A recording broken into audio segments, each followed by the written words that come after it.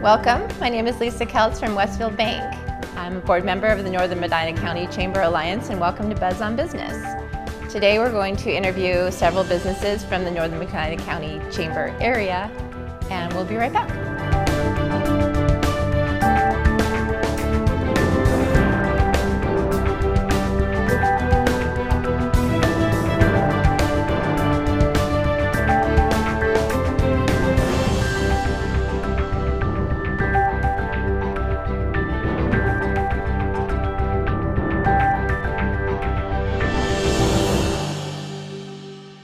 Hi, welcome to the show, and with us we have Connie Richendaler from Buckeye's Missions and Sanctuary. Welcome, Connie. How are you? I'm doing fabulous, thank you. Good. So tell us a little bit about yourself.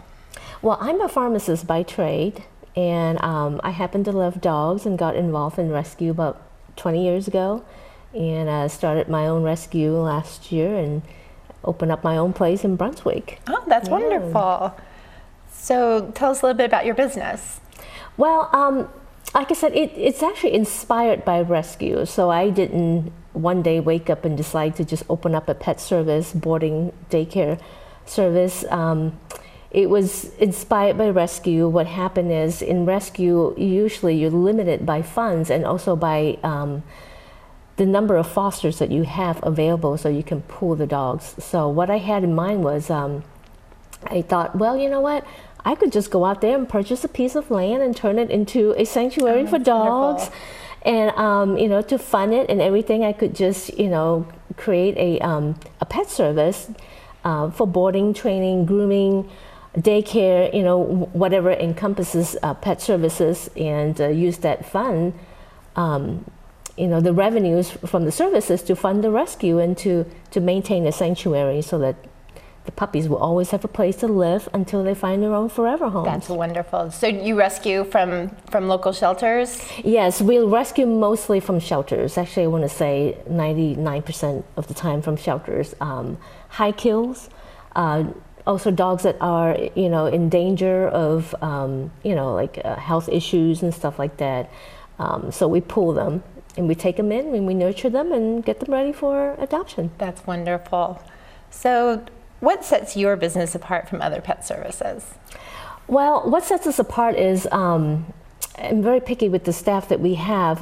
They're all mostly have basic knowledge in animal rescue, and they also look for people that have gone to vet tech school or are vet techs or some kind of animal certification, and our revenues, instead of generating them for a profit and everything, we put them all back into our rescue, and so that we can always continue saving animals. Oh, that's wonderful. So how did you get involved in your current business? Because of the rescue. It's because of my love for animals, for rescue dogs, that I decided to start a place that not only focuses on rescue, because the rescue, it's a nonprofit, so we have to do a lot of fundraisers, public donations to get the funding. It's a hit and miss sometimes, so I thought if I could have a business that has a steady revenue, I could just use that to fund the rescue, and there will be no interruption and stuff like that, and we can just keep on saving dogs. Can you describe your perfect customer? The perfect customer, our customers are dogs, of course, and I don't think that we have a perfect customer. They all have the individual personalities. They're all different.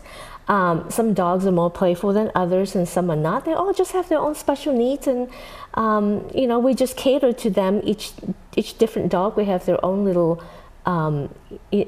people that we cater to, and that's why we ask that owners, before they drop the dogs off, just fill out some questionnaires, just so we know the dog's personality ahead of time and we can prepare for that. That's wonderful.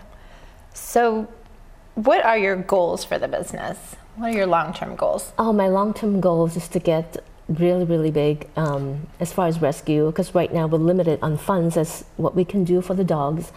We're limited as to what kind of dogs we can pull, and cats, because we have to make sure that we have the funds to care for them. I hope that in a few years that won't be an issue, that if a dog has, issues like needs surgery for hip dysplasia, we can do that. If it needs surgery for for anything, that we would have the funds to do that, and we won't be limited as much as we are right now. So when you pull in employees, do you do internships from local veterinarian schools? Yes, we're currently working with a few that we hope to, because they have to do the internships, big animals, small animals. Okay. We hope that they could do it at Buckeye's mission. Gotcha. Right. Would you see yourself going into big animal as well? Horses? In time, yes, Yeah. because it's, yeah, absolutely, because right now we do mostly dogs and we do some cats. Our cats are just starting up, so we do them foster base only. But eventually, yes, cats, anything, dogs, horses, pigs. So how do you find your foster families? We usually put that on our website and on our Facebook page asking for help. And then, of course, they submit the applications, and we would go through all the applications to make sure that they're qualified fosters. Gotcha.